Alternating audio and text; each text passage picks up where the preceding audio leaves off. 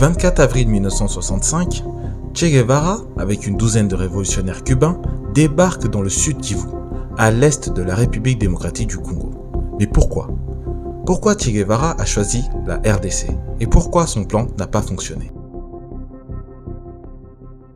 Selon l'historien Hamza Boukari Yabara, Che Guevara est descendu en République démocratique du Congo pour plusieurs raisons. La première est la suivante, parce qu'il y avait des difficultés au niveau de la révolution en Amérique latine. La suivante est que de l'autre côté du globe, le Vietnam causait beaucoup de soucis aux Américains. Donc, pour Che Guevara, il voyait le Congo, la RDC, comme un territoire stratégique au cœur du continent africain. Et on est également dans une période où les pays du sud de la République démocratique du Congo sont encore des colonies, comme le Zimbabwe, la Zambie ou encore l'Afrique du Sud. Donc il voyait la RDC comme le point de départ pour libérer le reste du continent africain. Plusieurs points ont mené à l'échec de Che Guevara au Congo. Le premier point qu'on peut noter était la grande rivalité entre Gaston Soumyalo et Laurent Désiré Kabila. C'est dans leur rivalité qu'ils ont perdu beaucoup de batailles et donc de terrain. Dans une lettre envoyée à Fidel Castro, datant du 5 octobre 1965, Che Guevara disait « Ces jours-ci, un groupe de l'armée tchombiste, donc de Tchombe, a débarqué dans la zone de Baraka, où un état-major loyal à Soumyalo dispose de la bagatelle de 1000 hommes armés et a investi cette position éminemment stratégique sans quasiment combattre.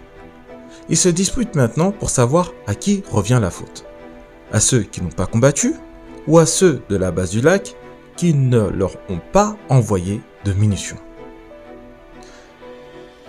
Le deuxième point est que selon Che Guevara, les combattants congolais ne manquaient pas forcément d'armes ou d'hommes, mais plutôt de discipline ou d'une conscience révolutionnaire. Dans la même lettre, Che Guevara disait « Fizi se trouve à 36 km et ils ne font rien pour la défendre. Ils ne veulent même pas creuser des tranchées sur le seul chemin d'accès entre les montagnes. » C'est pour toutes ces raisons que Che Guevara décide de quitter la RDC 7 mois plus tard.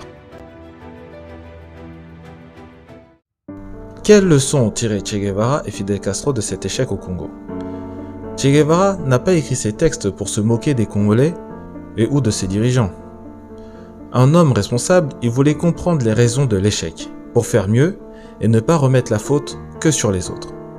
Suite à cet échec de la révolution congolaise, Fidel Castro organise la conférence tricontinentale à la Havane en janvier 1966, où un véritable soutien de Cuba est mis en place pour les mouvements africains de libération.